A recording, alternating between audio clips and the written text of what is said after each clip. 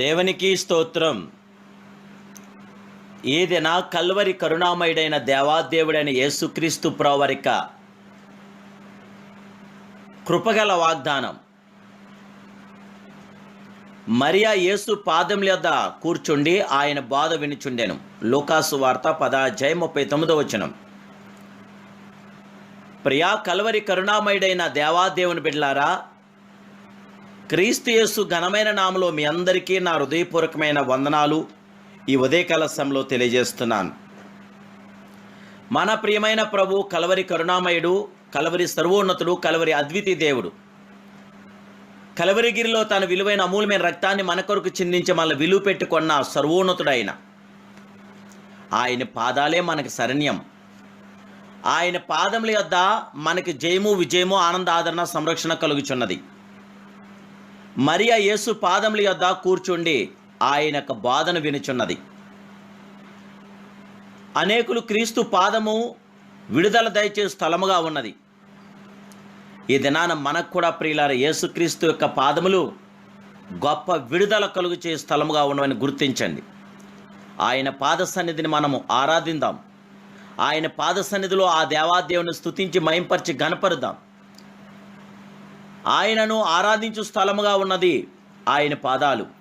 తాము పొందిన మేలును బట్టి కృతజ్ఞతాస్తులు చెల్లించు స్థలముగా ఉన్నది.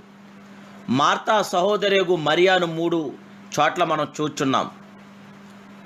ఆమె క్రీస్తు పాదముల వద్ద కూర్చుండి వాక్యం వినుచున్నది. ఆమెకు క్రీస్తు పాదములు బాధను పొందు స్థలముగా ఉన్నది.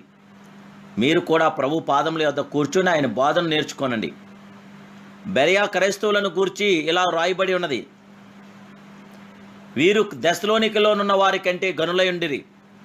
ఆసక్తితో వాక్యమును అంగీకరించి పౌలును శీలను చెప్పిన సంగతులు అలా ఉన్నవో లేవో అని అనుదినము లేఖనం పరిశోధించి వచ్చారు. జయముగల దేవాదేవుని బిడ్డలారా, నేడు మనము కూడా దేవుని యొక్క వాక్యమును విని వాక్యానుసారంగా జీవించి దేవుణ్ణి ఆరాధించి మహింపరిచి ఆయన యొక్క అద్భుతమైన సామర్థ్యాన్ని మనం పొందుకోవాలి.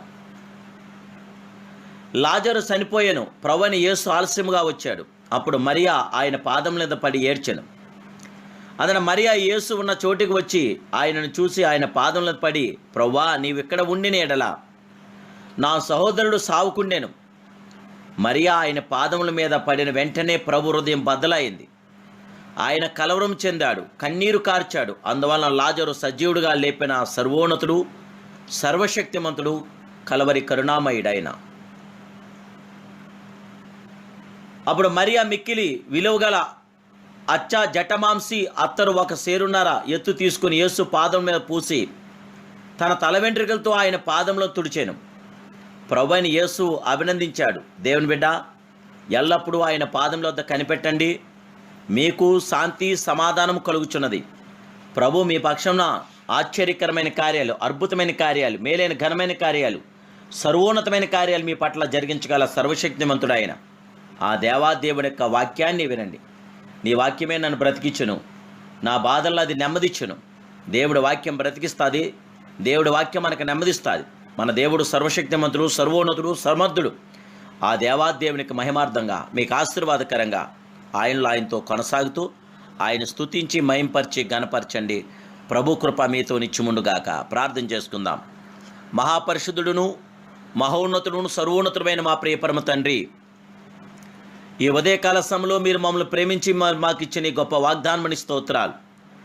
ఆనాడు మరియా నీ పాదముల మీద కూర్చుండి నీ బాధ వినించండి. నేడు మేము కూడా నీ బంగారు పాదపద్మములు ఆశ్రయించి నీ పాదముల దగ్గర ఉన్న ఆనందాన్ని, ఆదరణను, సంరక్షణను, సమాధానం మేము పొందుకోవడానికి, నీ కృపాక్షాలు మేము పొందుకోవడానికి నిత్యము నీ పాదాలే మాకు శరణ్యముగా ఉండి నీ కృపలో మేము కొనసాగడం మీ కృపదాయిచ్చేయండి. మీ బిడ్డలైన మమ్మల్ని అందరినీ ఆదరించండి, సంరక్షించండి. ఏ శోధనలోని కీళ్ళలోని బిడ్డలు పడకుండా శోధనని కీళ్ళను తప్పించండి. బిడ్డందరూ అవసరాలు హక్కులు తీర్చండి. నాయన కుటుంబంలో జయ విజయం దాయిచ్చండి. కుటుంబ వ్యవస్థని ఆశీర్వదించండి. కుటుంబంలో బిడ్డలందరినీ అభిషేకించండి, ఆశీర్వదించండి. అయ్యా, నీ పిల్లలం నీ సొత్తు గనక నీ బిడ్డలుగా, నీ కుమారులుగా, నీ కుమార్తెగా మమ్మల్ని అందరినీ తీర్చిదిద్ది పరిశుద్ధాత్మ గొప్ప నీ కార్యం, నీ క్రియ, నీ మేలుపకార సాకారం మీ బిడ్డలను మా పట్ల జరిగించమని యేసు నామములో ప్రార్థిస్తూ మాకు అందరికి జయమని అడుగుచున్నాను పరమ తండ్రి. Amen. Amen. Amen. May God bless you.